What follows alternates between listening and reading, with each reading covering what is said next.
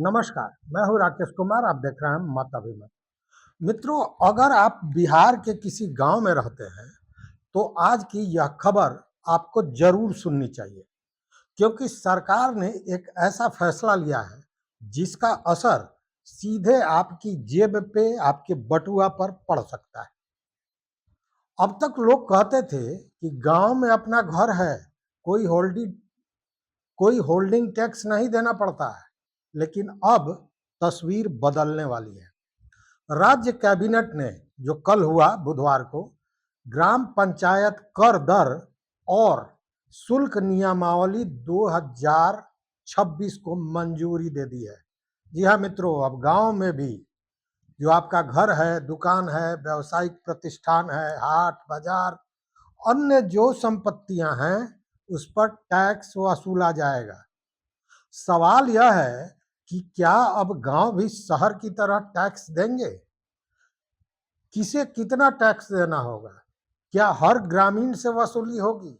और सरकार ऐसा क्यों कर रही है? आइए बड़ी आसान भाषा में इस बात को समझने की कोशिश करते हैं। आखिर फैसला क्या हुआ है? बुधवार को मुख्यमंत्री सम्राट चौधरी की अध्यक्षता में कैबिनेट की बैठक में 25 प्रस्तावों को मंजूरी दी गई। इन्हीं में सबसे चर्चित फैसला जो रहा वह था ग्राम पंचायत कर दर एवं शुल्क नियमावली 2026।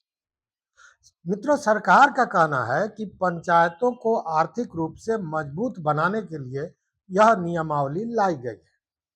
अब तक पंचायती राज अधिनियम में कर वसूली का प्रावधान तो था, लेकिन नियमावली नहीं होने के कारण अधिकांश पंचायतें टैक्स नहीं वसूला करती थी।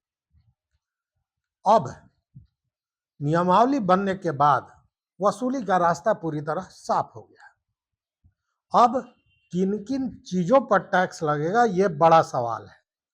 देखिए, सरकार के अनुसार गांव के मकान पर होल्डिंग टैक्स लगेगा। मतलब जैसे शहर में आप होल्डिंग टैक्स देते हैं, वैसे गांव में भी अगर आपका घर है तो होल्डिंग टैक्स देना पड़ेगा। दुकानों और व्यावसायिक प्रतिष्ठानों पर भी टैक्स लगेगा। हाट और बाजार का जो शुल्क होता है वह भी लगेगा, जिस तरह शहर में लगता है। अब रेट क्या होगा उस पर बाद में बात करेंगे। व्यावसायिक उपयोग वाली जमीन पर भी कर लगेगा।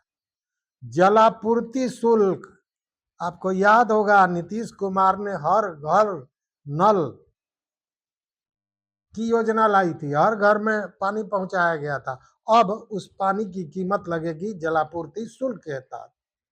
पंचायत की अन्य सेवाओं का भी निर्धारित शुल्क होगा, यानी गांव में भी स्थानीय निकाय के माध्यम से कर वसूली की व्यवस्था लागू होगी।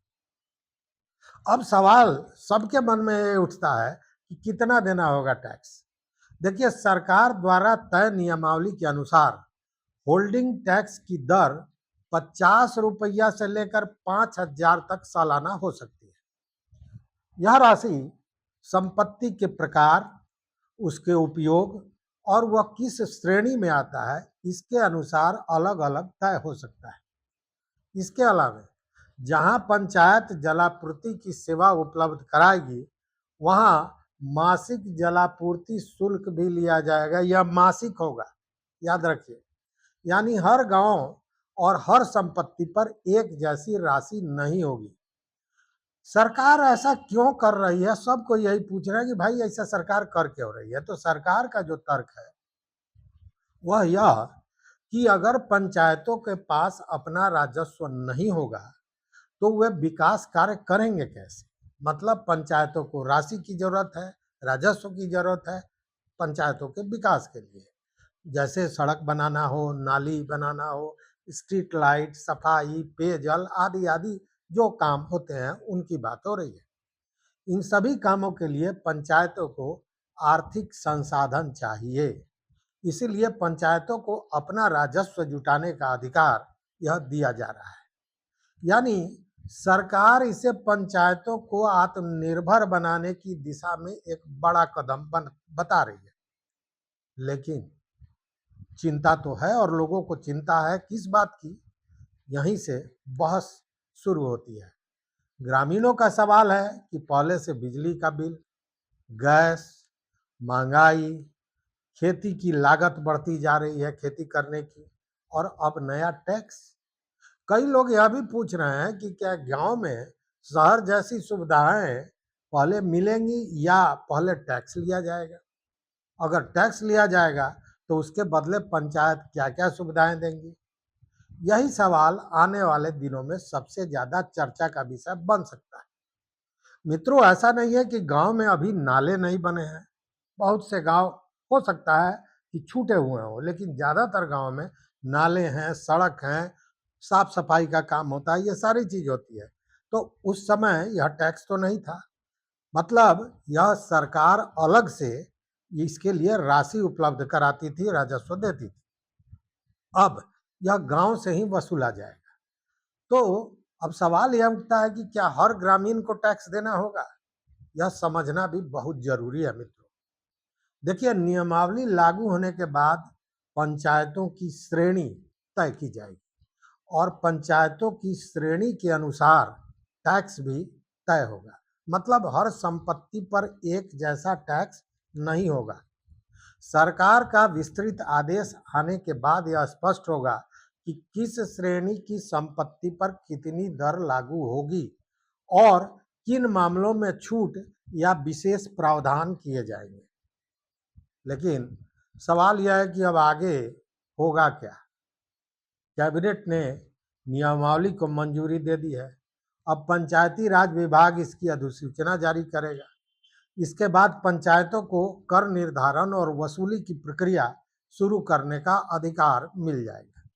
यानी आने वाले दिनों में गांव में टैक्स व्यवस्था लागू होने की प्रक्रिया तेज हो सकती है, लेकिन सरकारी आदेश में टैक्स की दर, लागू होने की प्रक्रिया या छूट की शर्तें, अंतिम वसूली आदि जो भी मामले हैं, यह संबंधित नियमों के प्रावधान के अनुसार होगा। और जब तक यह नहीं आता है तब तक यह नहीं कहा जा सकता है कि कहाँ कितना टैक्स लगेगा।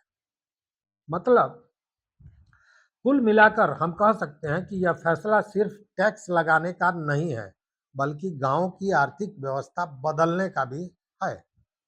लेकिन सरकार का दावा है कि इससे पंचायतें मजबूत होंगी और विकास कार्यों के लिए अपने संसाधन जुटा सकेंगी।